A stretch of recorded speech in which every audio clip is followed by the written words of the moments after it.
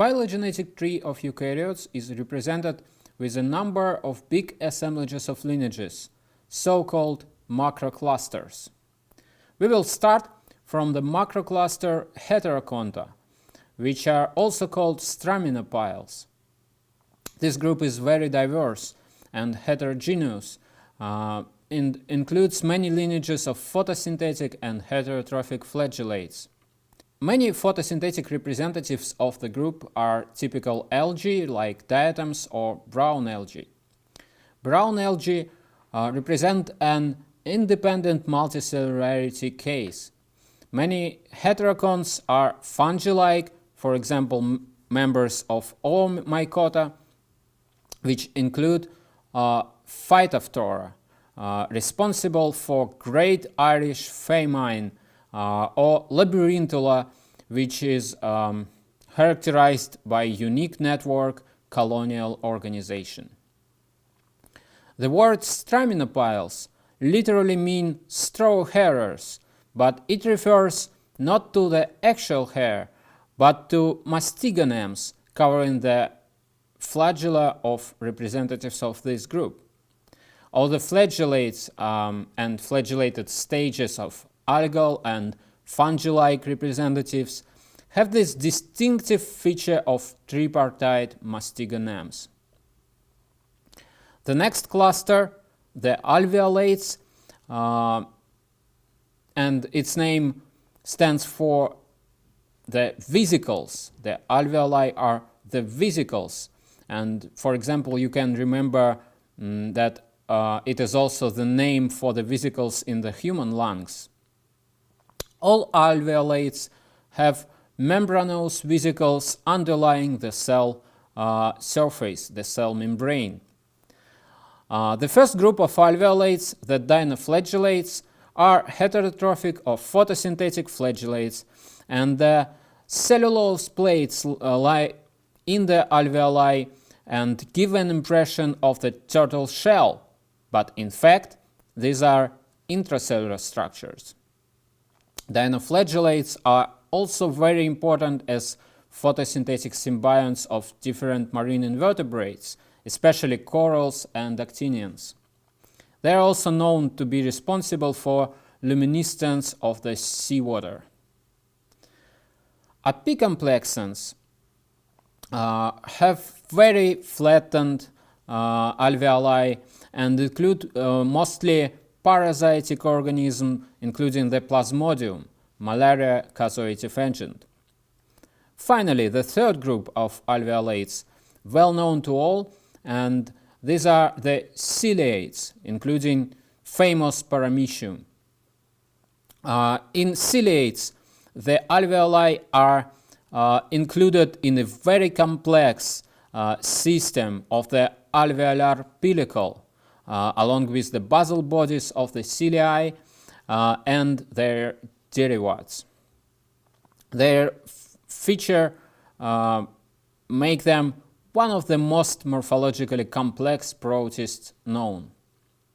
The macrocluster Rhizaria includes amoeboid protists with thin pseudopodia represented with naked or shell amoeba and planktonic radiolaria.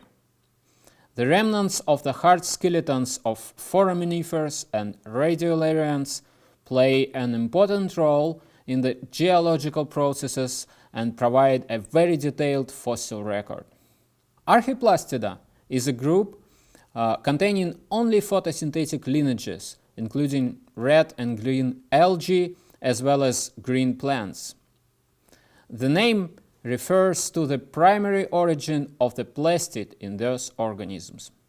The next cluster is excavates, which obtained its name because of having a digged out ventral groove, which serves for food uptake.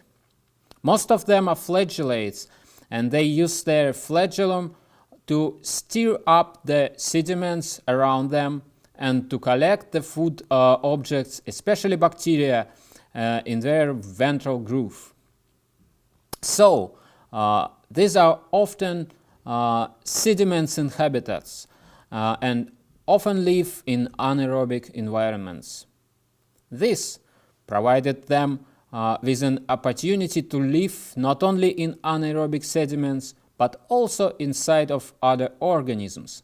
As parasites, there are very important parasites of human, or mutualists like the hypermastidid symbionts of termites. But there are also not harmful free-living euglenids in this group. Just as all amoeboids with the thin pseudopodia happen to be in Rhizaria macrocluster, all the amoeba with thick truncated pseudopodia in its turn formed its own macrocluster, the amoebozoa. There are cystate as well as naked representatives, and the interesting thing is that myxomycetes or slime molds, which were considered to be fungi in the past, revealed to be just giant amoeba and belong to amoebozoa. And the final cluster, the Apistoconta, is characterized by the posterior flagellum. The good example of such a cell is a mammalian sperm, which clearly indicates that we are the members of this macrocluster. Flagellates with a ring of tentacles surrounding the flagellum, which helps them to collect food, also belong here. And exactly the same color of tentacles surrounds the flagellum in special cells of most primitive multicellular animals, the sponges, which are called choanocytes.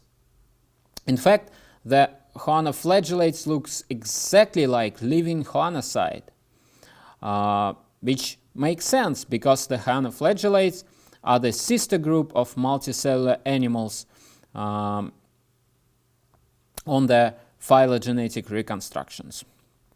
Apistocons also include fungi, microsporidia, and some minor groups of parasites and free-living amoeboids.